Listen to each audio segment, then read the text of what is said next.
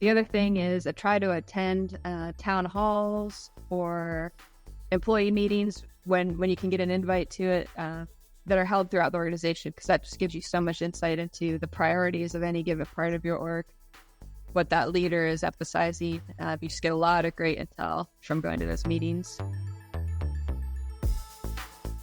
This episode is brought to you by Greenskies Analytics, an audit analytics service provider that works with internal audit departments that have data analysts and are still frustrated with trying to make analytics actually work, aren't getting the expected ROI, who can't break through the communication barrier between the analysts and the audit team, and those that need experienced direction for an audit analytics strategy and process. Those that feel like they've wasted time and money on trainings, aren't getting the value they want, not prioritizing the highest risk areas for the organizations, or have projects that seemingly never get completed. Do you deal with any of that? If you do, go to the show notes of this episode and click the Greenskies Analytics link, or go to greenskiesanalytics.com to schedule a call and understand how Greenskies Analytics makes analytics actually work for internal audit.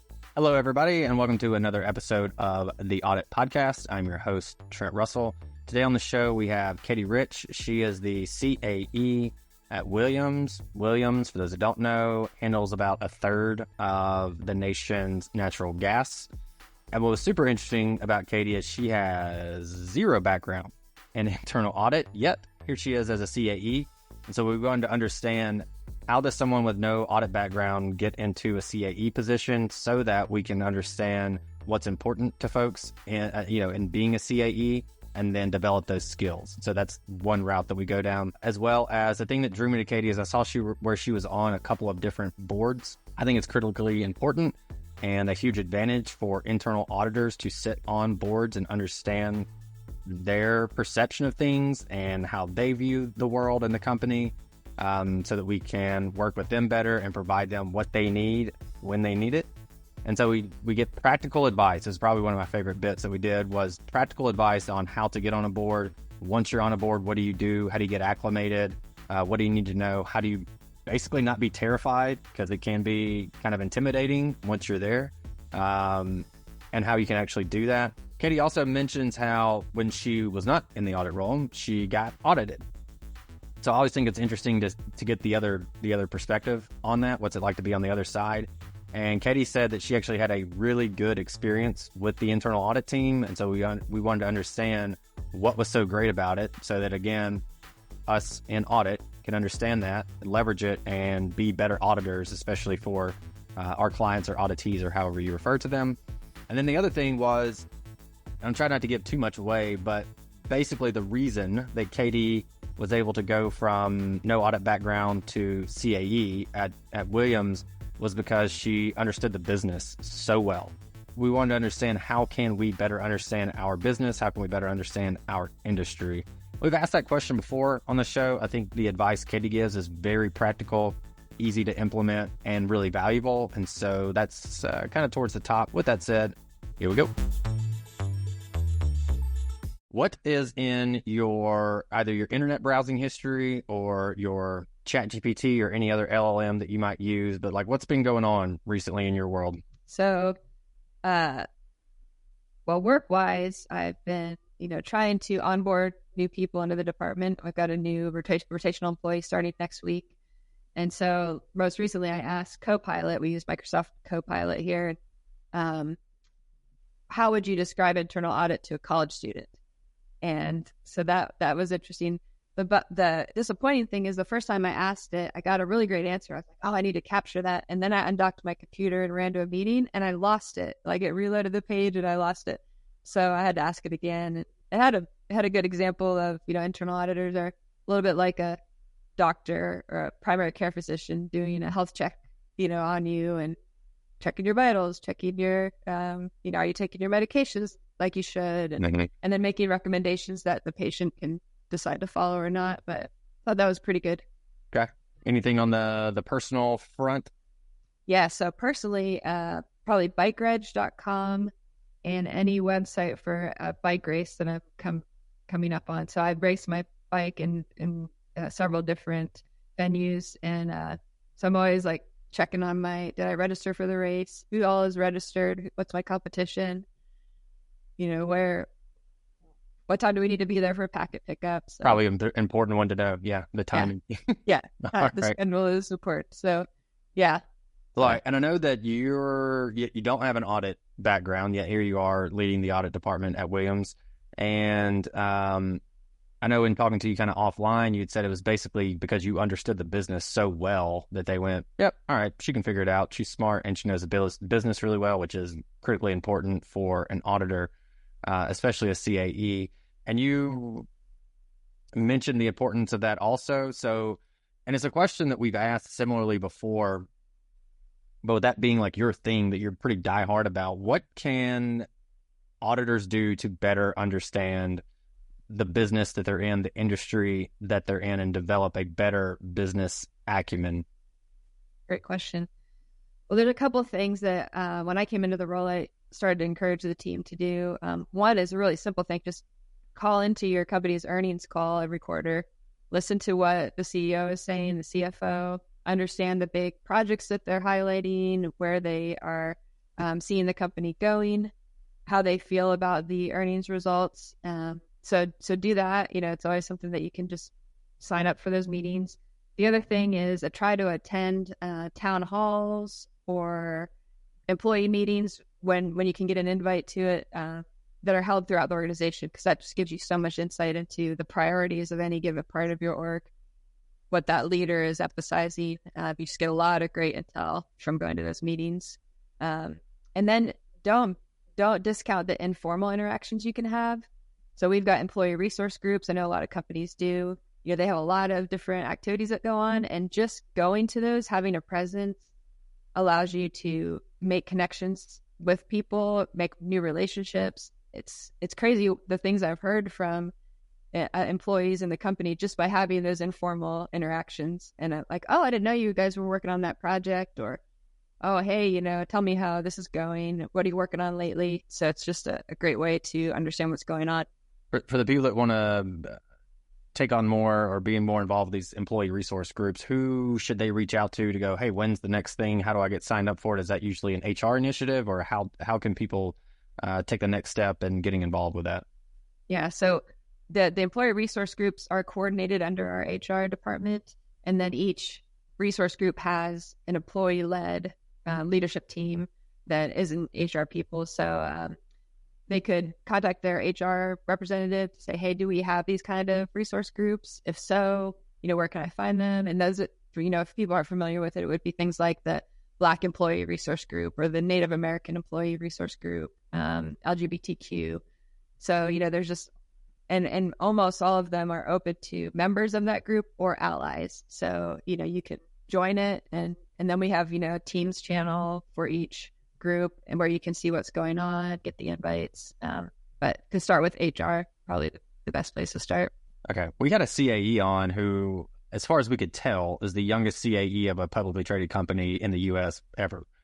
We didn't exactly, work with a third party to do research on that, but we went, that's probably about right, based on our collective knowledge. And so we went that way. But anyway, he kind of skyrocketed up the hierarchy and got FaceTime with the CEO of a Fortune 100 company that he was with at the time, because he started one of these employee resource groups. There there's kind of a gap there.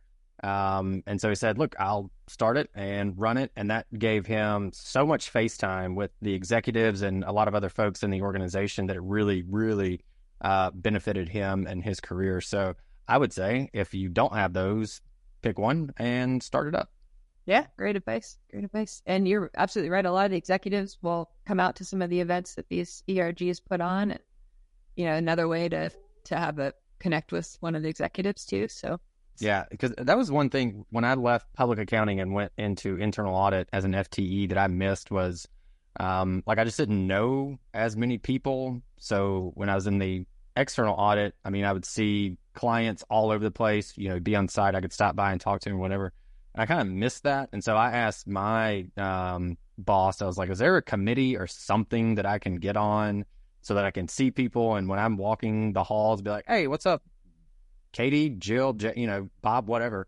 Because I didn't like, sitting in the office and just doing my work and that being it. And so I I always try to encourage people also to jump on those committees where you can, have like an audit presence if, where you can.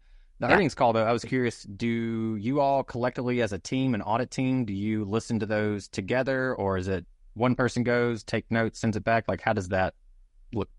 We've done it both ways. So if I'm on my game, I make sure we have an invite out to the team to remind them that, because it's funny, we don't get an invite to all employees that this is happening. You have to kind of have your ear to the ground that it's scheduled. So I try to make sure there's an invite on their calendar and a link to it. And then we have tried sometimes to get in a conference room together. It helps us all stay focused, and not start multitasking. But they're a little bit early in the day. So sometimes people just call from their desk depending on the quarter.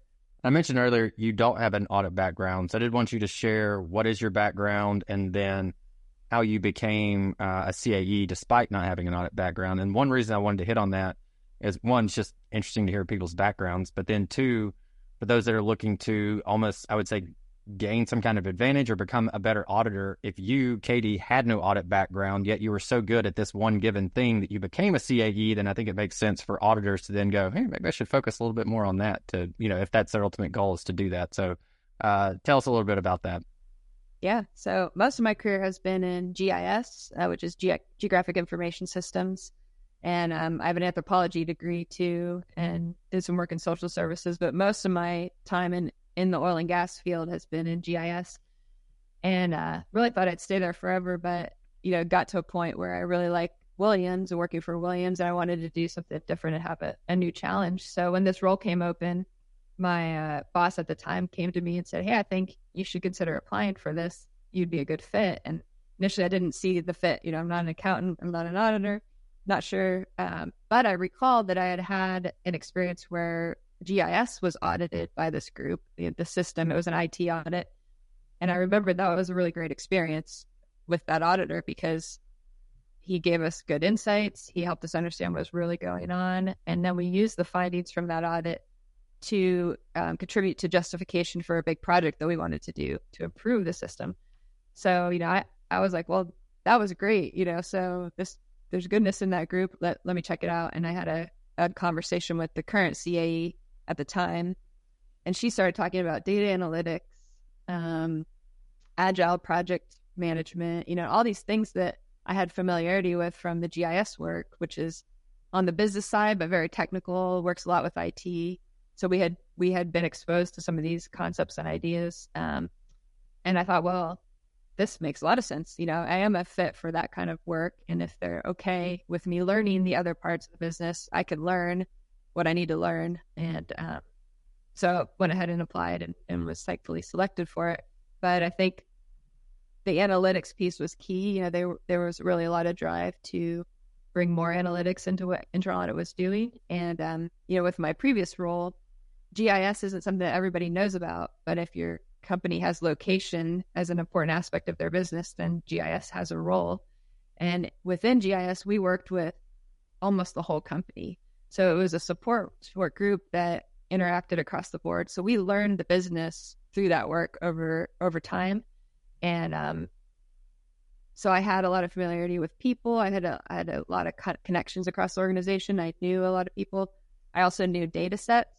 So I've been able to point the team to some data sets maybe they didn't know about or didn't know how to navigate because of that experience with GIS. Had integrations with like 10 different systems in the company. So, had really built up some knowledge around all that.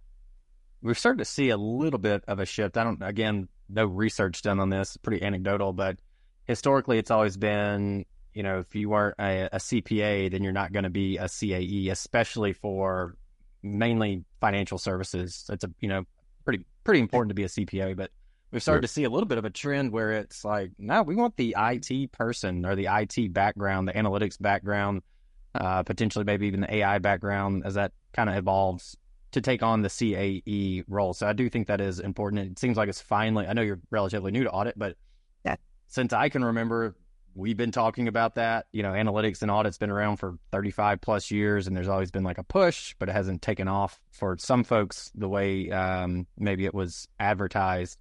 And so it is interesting, I think, now to see the shift in, people with more heavier tech backgrounds as opposed to accounting or CPA backgrounds are starting to get elevated to CAE roles. So I think that's fantastic, especially as an analytics person myself.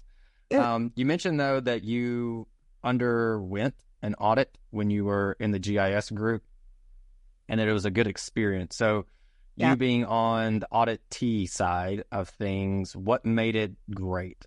So i.e., what can listeners take away from your experience and go, okay, that's what we should kind of strive to do. That's what they actually want. So what made it great for you? What I loved was the auditor was really receptive to feedback around, hey, can you talk to these additional people to get, a bit, maybe a more well-rounded picture of what you're looking at. I really liked that. The auditor, his demeanor was very approachable, very, he made you feel comfortable, didn't feel like the Inquisition or coming in and going after the group. So that was excellent. And he actually was still in the group when I took the role too. So that was fun circle. He's moved on now, but it was good in that way. And then I liked the detail in the report. We've actually gone away from having that much detail, and we've skinnied down our reports quite a lot, which is a struggle for me personally because I like to have as much detail. Like, how did you pick your sample? How big was your sample? All that stuff. And we don't really put any of that detail in anymore because most people don't care that much. They just, want to know that you found something that they need to take action on. But I liked the detail that he provided in the report. For me personally was good. So maybe a takeaway there being write your audit reports or communicate rather your audit results in the manner that the client, auditee, however we want to refer to it, prefers, right? Like you wanted a ton of detail. If it was me, I'd be like, give me like the 2-sentence thing and then what do I need to do after that? Cool, that's great. We'll see you guys, when we see you. But you want the detail. So even maybe during the kickoff, meeting or call or whatever that looks like for the audit, understanding what their communication preferences and trying to work with that. Yeah, I think that's a great suggestion. Okay. And like today, if I were an auditee of this group, I would be open to, hey, you don't need to put all that in the report, but if you just want to debrief me a little bit on some more detail, if you're willing to do that outside the meeting, and I know we would be, we're always willing to have the extra discussions. Yeah. And my guess is you'd probably get more from that than like the report itself in terms of the relationship building from the auditor to the client. I'm going to call it client rather than auditee. But just so everybody's on the same page. So from auditor to client, I feel like having that pretty laid back conversation, where it seems like in this case, you're just kind of almost wanting to pick their brains. How'd you pick the sample? What is a sample? What is the population? And understanding that. I feel like that could really benefit a lot of folks in terms of longer term relationship building, as opposed to just like, all right, here is your 2-sentence thing, Trent, that you wanted. We'll see you later. What do you think? Yeah, I think so. I think it's just showing that you're responding to the voice of the customer and what the customer is needing and meeting them where they're at, especially if this agile process is new for a lot of people. Even in our organization, we've been a couple of years down the road on it now, but even right now we're doing an audit where most of the clients are new to this method, and it's a little uncomfortable because it's fast. We send out a draft snapshot and we're going to discuss it, but they haven't really had like days to pre-read it and provide feedback. So just helping people recognize that it's new for them and they're getting comfortable with this. So if we need to do a little bit more to make them comfortable, I think it goes a long way to having success in the long run. Probably no surprise to listeners that oftentimes the guest says something significantly better than the way that I butcher it. And so when you said responding to the voice of the customer, I think that's a really good way to kind of summarize it, the point that you're making. So very well said. Like, what about so I'm interested in your GIS background and how, I know you spoke to it a little bit already, but what the impact that's made on the audit team. How is that working? So I've been able to introduce them to some tools and data sets they weren't aware of previous to me joining. So we've got some great web maps in the company that show where our assets are located. I mean, we're an operating oil and gas company, so we've got pipelines in the ground. We've got facilities, and our teams do operational audits. So they're going out to the field once per ops audit. And so now they know where to go and look, see, like, to check out the aerial imagery, get a lay of the land of what the facility looks like they're going to. We've got some data sets that one of our auditors just recently used to understand kind of the hierarchy of the organization and which facilities are fitting under which part of the organization. So, and then I took a picture actually about a month ago. I walked past one of the offices and 3 of our auditors are standing there looking pensively at a map on the wall. And I was like, I gotta take a picture of you guys. This is awesome, And they were like eyeing up the map that GIS had printed off for them, and like trying to figure out, understand that operating area. How is it laid out? What's the structure? So I thought that was perfect, to see them really using that tool. Off camera, we talked about the importance of being just a well-rounded human being and generally interesting, and the importance of that, and especially developing relationships and rapport with clients. And I don't think anyone would disagree with that, but I feel like people would go, yeah, that's great. How do you do that? That's not a super easy skill to develop. You don't just like read a book and be like, interesting, I am now interesting. Although I do have, I remember reading a blog or book or something about this is how you can be more interesting. So I'll share that. But I'm curious, what can people do to develop those skills? What have you seen? What works for you? Yeah. Well, first, don't just work all the time. Like, don't sacrifice yourself for work, and don't give up your hobbies that you loved, the things that enrich you outside of work, because you're working all the time. Obviously we have work jobs to do. We've got to work hard, get our work done, but you have to make sure that you're doing the things that make you a whole energized and interesting person, because it's going to go a long way for yourself and your wellness, but also I think make you more successful. I've read things recently about how important it is to have that downtime, how much more effective you are at work when you've done the things outside of work that give you energy. And I heard, I meant to look it up before this call and I forgot, but I heard a leader say, work-life balance is fine. It's important, but you can't always achieve that. Sometimes you'd work more, sometimes you can't work as much as you'd like, but you need to have balance in the energy that you get from what you do at work and what you do at home. So if everything you do at work drains your energy, you're not going to be very effective at home with your family. And if you don't do anything on your downtime to give you energy, then you come to work and you're not a happy person and you're drained and you don't have energy. So like, balance how you get your energy more than how much time you're spending in one given pursuit. So yeah, long story short, prioritize the time spent doing things that are interesting to you, and then those will be interesting to somebody else. It may not be the same thing that interests other people, but I found that the easiest way to start a conversation with an executive or a board member is to talk about, where did you go on vacation? Yeah, I just went to to this interesting place, or I'm doing a bike race this weekend. And my discussions with the CFO half the time dissolve into discussions of bike riding and motorcycle riding. So, but we build up that rapport and that comfort level through those discussions. Yeah, I like that. The fact you said someone's going to be interested in the thing that you're interested in to some degree, I think that makes a lot of sense, especially I feel like now more than ever, because it seems like every little narrow niche hobby has a huge community online somewhere, that you can find stuff that, like underwater basket weaving. There's like thousands of people and they like are die hard about it. Yep. And so, yeah, there probably is a community for everybody somewhere. And I think people are aware of that.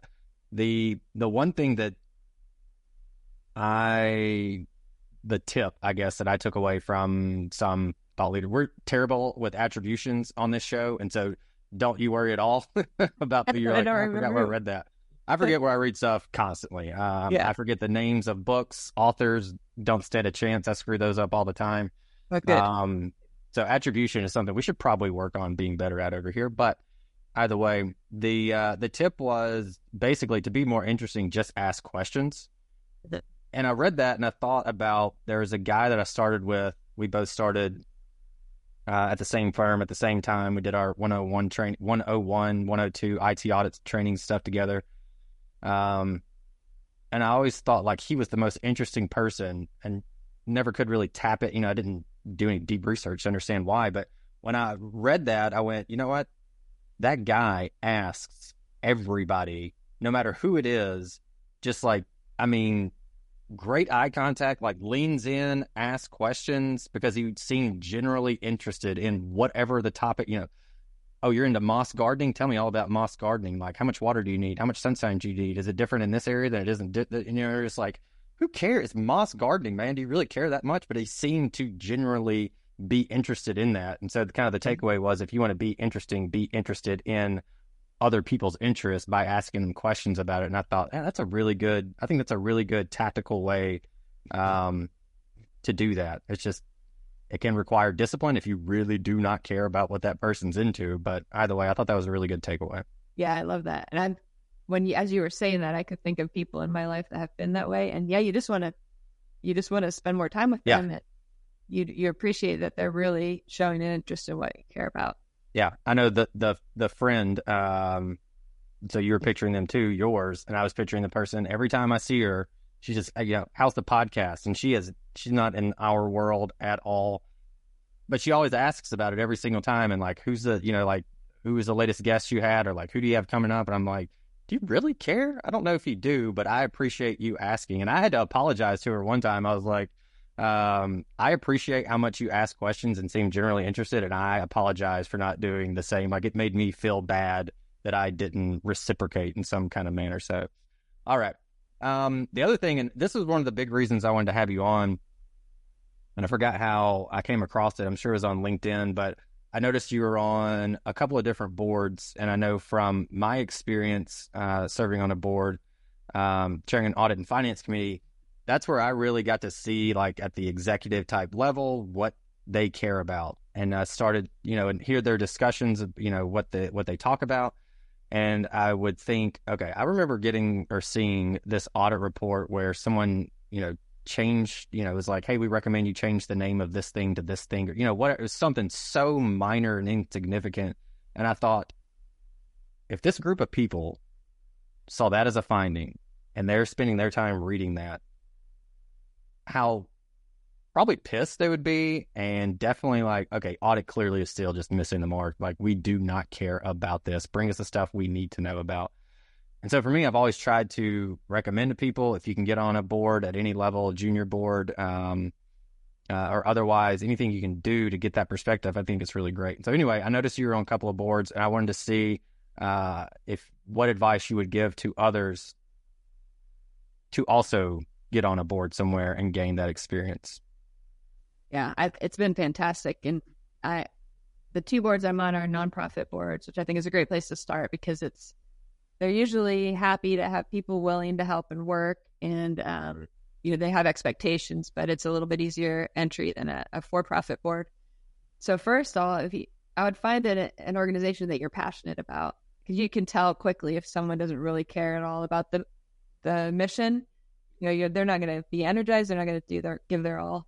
And then start by volunteering, just in any capacity. And that's how I got on the first board that I'm on. Is I was just genuinely interested in this alternative school here in Tulsa. And so I just started becoming a mentor and meeting with a student weekly and being their mentor. And after doing a couple of rounds of mentoring, I was invited to be on the board. And, so that's a great place just to become familiar to the management and, show your interest in that organization. The other thing would be to engage with, if your company has like a community outreach function or corporate communications, they might know of organizations that are looking for board members. I know it's not uncommon that organizations will reach out to a company and say, hey, we're looking for another board member. Do you have anyone that would be a good fit? So make your interest known to that group, and they can help try to match you with an organization that makes sense and it fits your interests. What advice would you give once someone's on a board? Because I was super intimidated when I got asked to do it, I was like, yeah, I'll do it because it sounds great. And then I remember thinking, how do I even do this? Like, I barely know. Fortunately, I had this show. And so I grabbed someone who literally wrote the book on how to be a finance chair for a nonprofit. And I went, hey, can I pick your brain? And so I had the benefit of that. But what would you recommend? Because it can be pretty intimidating to walk in and be like, I am on the board now. What the hell am I supposed to do? So what advice would you give for those that are like, yeah, I want to do it, but it's scary? Yeah. Well, if the organization doesn't have a board orientation, I would ask for one, or, say, hey, have you guys ever done a board orientation, or ask one? So of the two boards I'm on, one, they both do a pretty great orientation. One of them does it like for every new board member. There's like over 2 days, a couple hours over lunchtime. They go through everything, the history of the organization, the role, all the committees. So I would ask for the orientation. If they don't have one, then I would probably ask for who has been on the board for a few years and could just kind of help mentor me a little bit, talk to me about what's expected. And it could be, ideally someone who's been on the board probably 3+ years if possible, because they'll have seen everything that you might experience as a board member. And yeah, just don't be afraid to kind of ask for that mentor or that orientation, because otherwise it's hard to know. And every board operates a little differently. So, even coming into another organization with board experience, I learned new things. I experienced a different type of approach, and, it was good to have the orientation to get me set up for success there.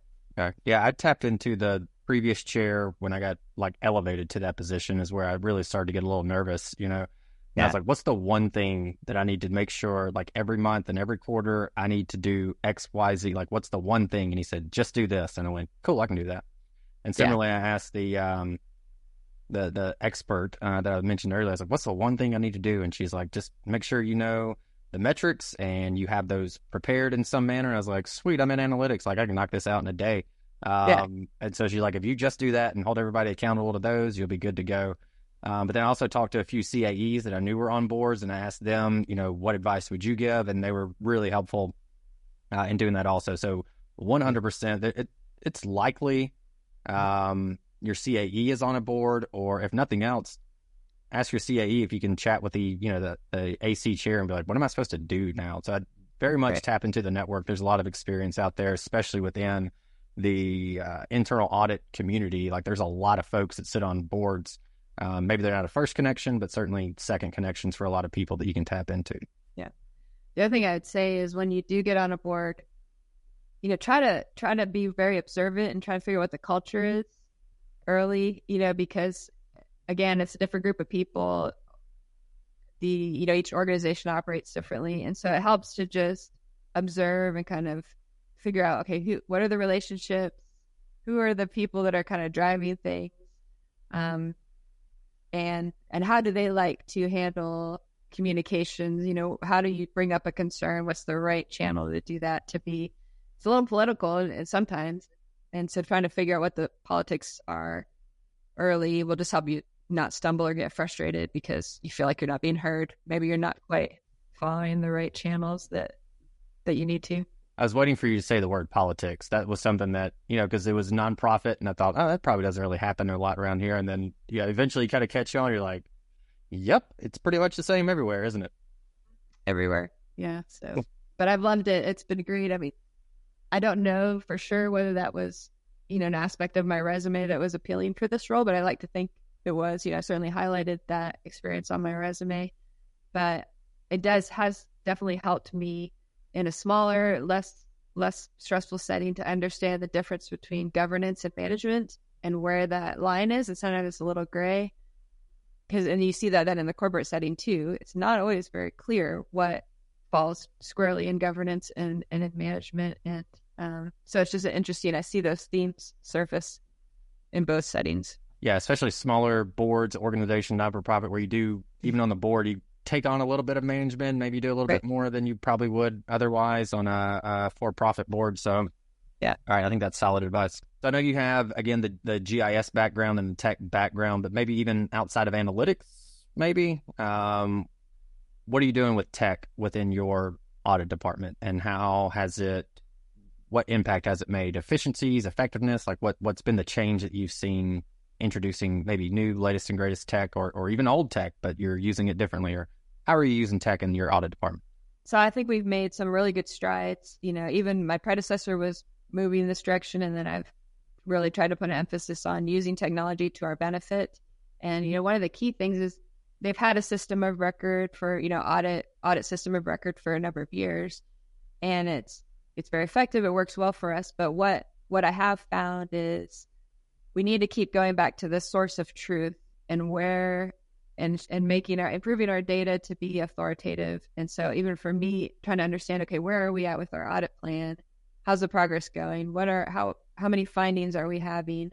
Some of those basic KPIs that I need to be monitoring, we weren't able to do fully when I first came into the group because the data wasn't being maintained in the system of record to the degree that you need to produce those metrics. So we've really been going back to, okay, let's not try to rework the data outside the system. Let's improve the system and make it better so that the data coming out of it is reliable and we don't have to iterate through spreadsheets, to get the information we need. So that's been exciting. And we have a business analyst really focused on those improvement efforts, which is another shift we made is it was her passion. She was doing some audit work, but really her passion was this business analyst work. And we were able to carve out that role for her.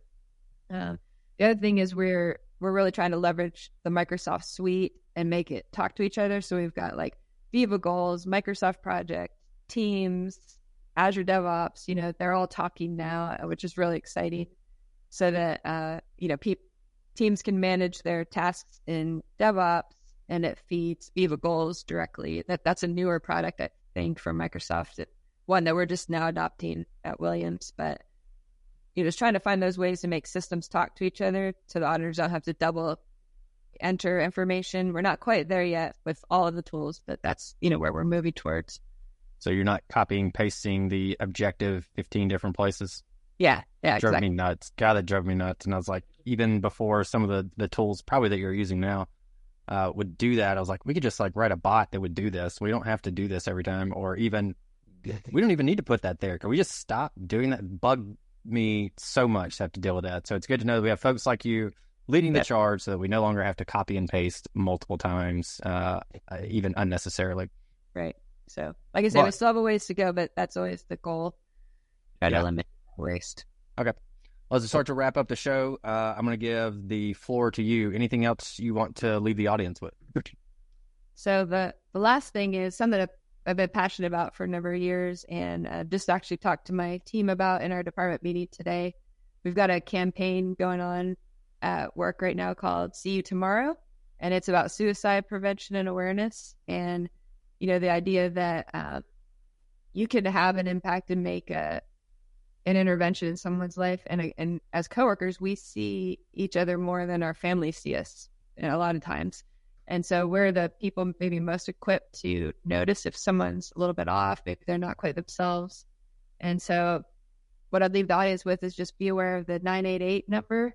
It's crisis and suicide prevention helpline. You can call 24 hours a day. If you have a mental health crisis or someone does, call that number, get them the help they need, because we have support available to us, and sometimes our jobs get real heavy, our family lives get heavy, and we have crises, and you don't have to go through it alone. So rely on those resources and keep that number in mind. Hey everyone, thank you very much for listening to this episode of the Audit Podcast. Whatever platform you're listening on right now, I'm sure there's a subscribe button somewhere, so please hit the subscribe button there. If you're listening through iTunes or Spotify, feel free to go give us that 5-star rating. It only took me about 16 seconds to give myself a 5-star review, and it really helps to get future guests to come on the show, so we'd really appreciate that. Lastly, be sure to check out the show notes and follow us on all our social media channels on Instagram, on LinkedIn, and on TikTok. Also, if interested, please sign up for our weekly newsletter from the Audit Podcast. Thank you all. Have a great one.